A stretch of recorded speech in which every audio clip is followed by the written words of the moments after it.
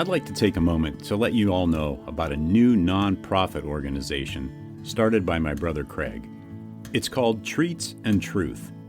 They fill oversized brown lunch bags with snack items, chips, crackers, popcorn, cookies, etc. Also, a bottle of water, toothbrush, toothpaste, sanitary wipes, and most importantly, a small gospel-tract book of John. No cigar? I'll have to talk to him about that. The bags are then hand-delivered to the homeless and people in need in and around the Los Angeles area. Let's help get this ministry off the ground. They're a 501c3 tax-exempt organization, so any and all donations are tax-deductible and greatly appreciated. Visit their website at treatsandtruth.org. Check out the show notes for the link. Also, please follow them on Facebook and Instagram. Thank you.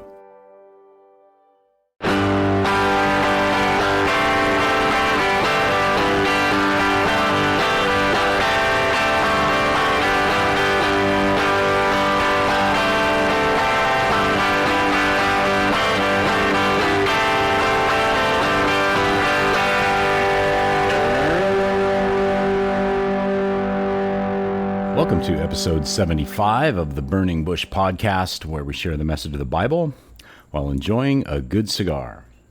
Hope you're doing well, and I'm glad you've joined me today. This week, we continue reading through Dr. Justin Bass's book, The Bedrock of Christianity, The Unalterable Facts of Jesus' Death and Resurrection, and I'm smoking the Fratello Navetta Inverso in the boxer size, 6 1/4 by 52. So let's go to the Fratello website and see what they have to say. Inverse in Italian, this cigar is the result of inverting all the tobaccos under its predecessor, the Fratello Navetta. This created a creamier, medium-bodied blend with layers of cocoa and tea spices. And it's a medium profile. Wrapper is Nicaraguan, binder is Ecuadorian, and the fillers are Dominican and Nicaraguan. The tolas are Corona, 5 7/8 by 46, Toro, 6 1/4 by 54, Robusto, 5 1/4 by 54, and the Boxer, 6 1/4 by 52. And Cigar Dojo says, this is a cigar that can really develop with age and is a fun experiment to smoke, along with the original Navetta, to see how minor tweaks in a blend can have a massive effect on a cigar. And it was rated 93 by Zigarren magazine. And Cigar Score says, the draw was perfect. The flavors of chocolate, marshmallow, and toasty richness were perfect. So that is the Fratello Navetta Inverso. And just for kicks, let's go ahead on over and see what the Navetta, the original, is. The Navetta, which they inverted for this one, for the Inverso, is blended with 3-year-old aged tobaccos. Navetta tells the story of a single farm in Nicaragua. This rich and dark soil imprints those nuances into our most complex blend to date. And the wrapper on that one is Ecuadorian, binder's Dominican, and the filler is Nicaraguan. So that is the original Navetta.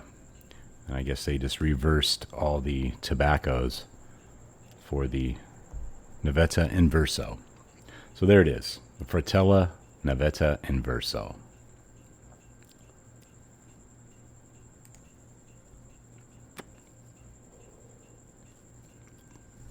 So let's begin chapter 6 this week of Dr. Justin Bass's book, The Bedrock of Christianity. And the heading of chapter 6 is Appearances. And the title of this section is To Peter, the 12, More Than 500, James, and Paul.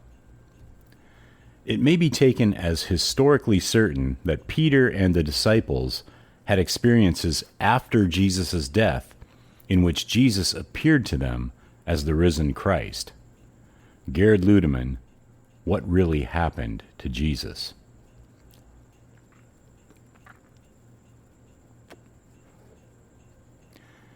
I do not regard deliberate fraud as a worthwhile explanation.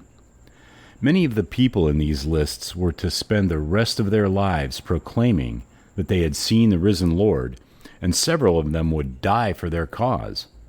Moreover, a calculated deception should have produced greater unanimity.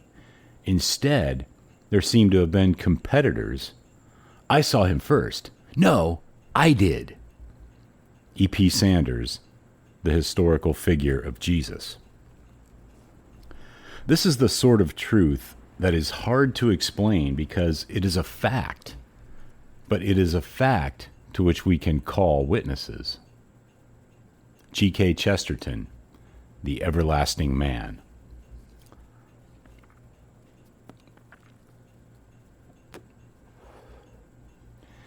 It is a bedrock fact that soon after Jesus' crucifixion, individuals and groups, men and women, followers, and at least one enemy became convinced that Jesus appeared to them alive, raised from the dead. According to Bart Ehrman, there can be no doubt, historically, that some of Jesus' followers came to believe he was raised from the dead. No doubt whatsoever. This is how Christianity started. We discussed in the last chapter the threefold innovative claims of the earliest Christians concerning Jesus. There I argued that the ultimate reason for this pure innovation must have been that the early Christians believed these resurrection appearances happened. We know that with certainty.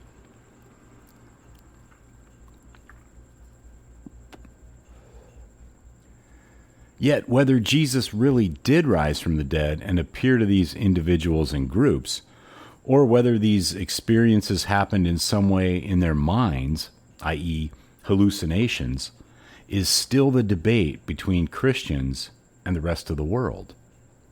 What is a bedrock fact is that the early Christians believed and proclaimed that they saw Jesus risen from the dead. And that's the end of this week's reading of Dr. Justin Bass's book, The Bedrock of Christianity. I know that was a really short one, but I just do one section at a time so you get what you get. Be sure to check out the show notes for links to Dr. Bass's website as well as this week's cigar.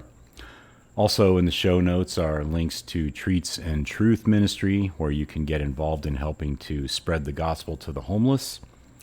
Groundworks Ministries for daily Bible studies and devotionals, and the Burning Bush merchandise store, where you can pick up some items to help spread the word about the show. And I'd appreciate it if you would tell your friends. So until next week, have a great day, have a great cigar, and God bless.